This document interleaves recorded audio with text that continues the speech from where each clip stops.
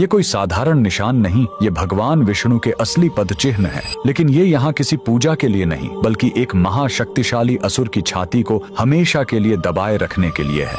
यह कहानी है असुर गयासुर की।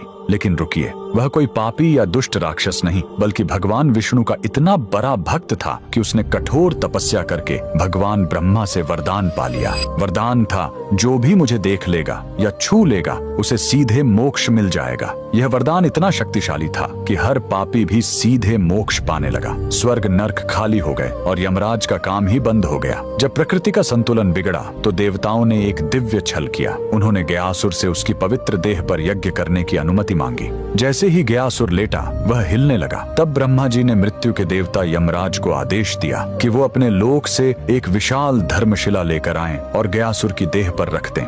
लेकिन गयासुर फिर भी हिलता रहा।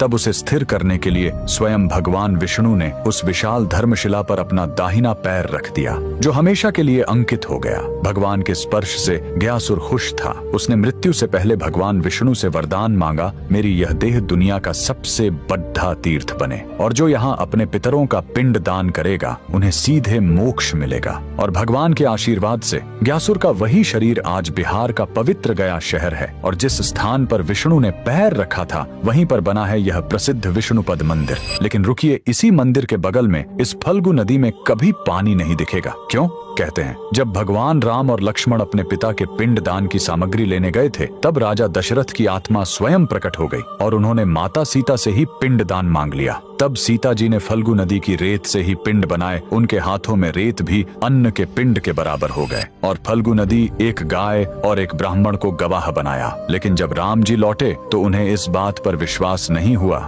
कि बिना सामग्री के पिंड दान कैसे हो सकता है। और राम के अविश्वास को देखकर तीनों गवाह डर गए और झूठ बोल गए। तब क्रोधित होकर सीता जी ने तीनों को श्राप दे दिया और फल्गु नदी को श्राप मिला कि तुम हमेशा सतह के नीचे ही बहोगी। कमेंट में जय श्री विष्णु जरूर लिखें।